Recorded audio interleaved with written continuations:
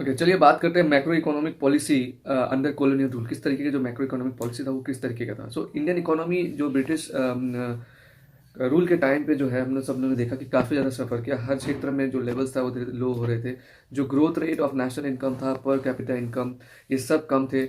और जो agricultural development था वो तो ना के बराबर था। एक तरह से स्टैगनेंट एग्रीकल्चर सेक्टर था हम बोल सकते हैं। और जो इंडियन जो हैंडीक्राफ्ट इंडस्ट्रीज थे उनमें भी काफ़ी ज़्यादा डिक्लाइन आ चुका था। जो वर्किंग कैपिटल जो कैपिटल बेस्ड कैपिटल गुड्स का जो इंडस्ट्री थे वो भी नहीं थे।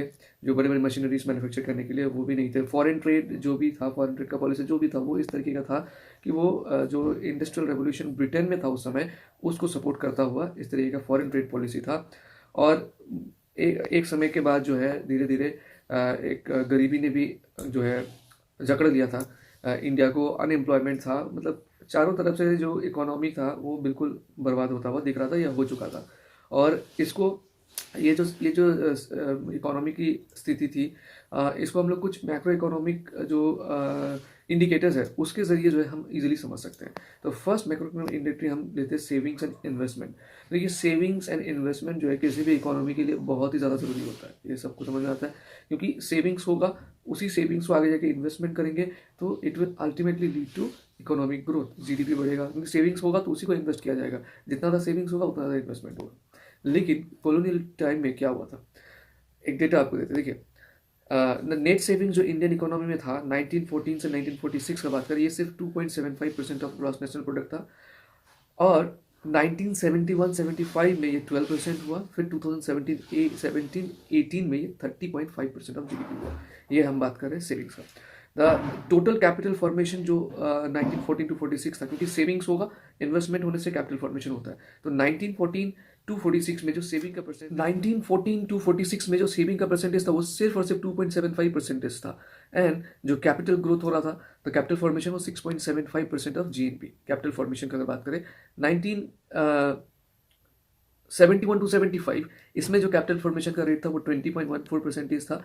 वही 2017-18 में 32.3%। तो इंडस्ट्री का जो शेयर था इसमें वो भी काफ़ी कम था, 1.78% ऑफ जीएनपी था इन 1914-46। और ये जो फिगर है ये 6.53% ऑफ जीएनपी हुआ था 1971-75 में।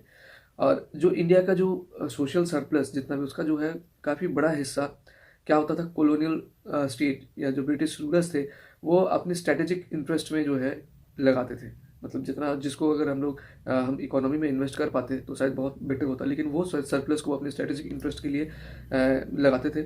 और दूसरा जो लार्ज पार्ट था वो जो भारत के अमीर लैंडलॉर्ड या मनी लेंडर्स थे उनके हाथ में जाता था। तो ये दोनों ही जो है कुछ इंटरेस्ट इनके इनके लिए, मतलब ये इन्होंने कभी कोई इंटरेस्ट नहीं दिखाया था कि इंडियन इकोनॉमी को इम्प्रूव किया जाए, क्योंकि दोनों को ही प्रॉफिट मिल रहा था। और एक बहुत ही बड़ा जो हिस्सा था भारत का वो इसको सफ़र कर रहा था एक्चुअली। तो कुछ अमीर भारत के भी उस समय थे जो थोड़ा लालच लालच थे, जैसे मनी लेंडर्स या लैंडलॉर्ड।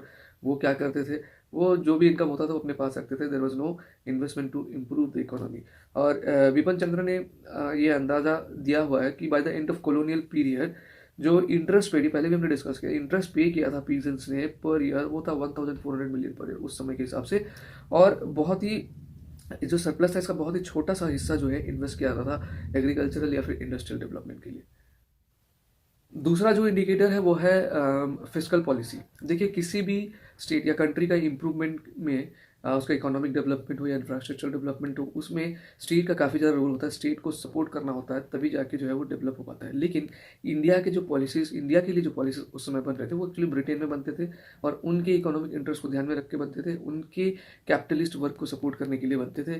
तो उस फिर चाहे इंडिया में कितना भी बुरा हालत क्यों ना हो, वो उनका पार्ट ऑफ कंसर्न नहीं था एक तरीके से। तो जो भी पॉलिसीज बनते थे उसके जरिए इंडिया एक्सप्लॉइट ही होते थे। और इंडिया के जो लोकल गवर्नेंस में जो भी थे ब्रिटेन से वो भी इसमें कुछ खास सपोर्ट नहीं करते थे कि इंडिया का डेवलपमेंट हो। तो कुछ बातें हैं जिससे हम इस चीज़ को और अच्छे से समझ पाएंगे, जैसे कि जो रिग्रेसिव टैक्स स्ट्रक्चर हमने देखा। जो टैक्स स्ट्रक्चर था अभी जैसे टैक्स स्ट्रक्चर किस तरीके, जिसका जितना ज़्यादा इनकम है उस हिसाब से टैक्स होता है, लेकिन उस समय ऐसा कुछ नहीं था। जो हाईली पेड थे उनके लिए तो टैक्स ना के बराबर था, लेकिन जो पीजेंट्स थे उनके ऊपर टैक्स काफ़ी ज़्यादा जो है भारी भरकम टैक्स लगाया जाता था। तो इस तरह का टैक्स ये स्ट्रक्चर था।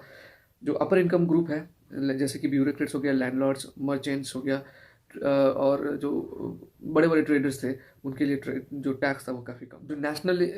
जो नेशनलिस्ट मूवमेंट थे या पीजेंट्स की तरह जो मूवमेंट थे, इसके वजह से जो लैंड रेवेन्यू या जो सॉल्ट टैक्स ये जो है कम होता हुआ दिख रहा था इन 20th सेंचुरी। उससे पहले हालत ख़राब था। सो लैंड रेवेन्यू और जो सॉल्ट टैक्स था वो 53% था और 16% था of total tax revenue of the government. पहले तो इतना ज़्यादा जो है उनको रेवेन्यू किसके ज़रिए मिलता था, टैक्स के ज़रिए मिलता था।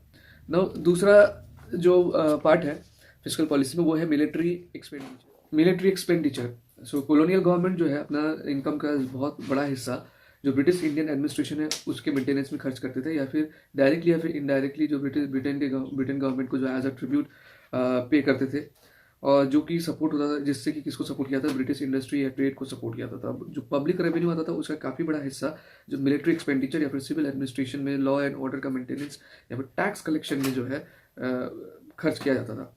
1890 के बाद जो मिलिट्री एक्सपेंडिचर था वो nearly 50% of central government income हुआ करता था, और 1947-48 में ये जो फिगर था वो 47% था।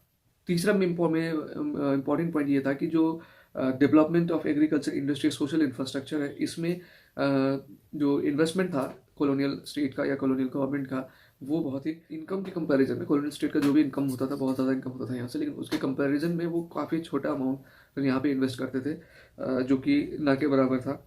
और अगर बात किया जाए development of agriculture industry social infrastructure या nation building activities such as education sanitation या हेल्थ सर्विसेज, इसमें उनका कोई इन्वेस्टमेंट नहीं था।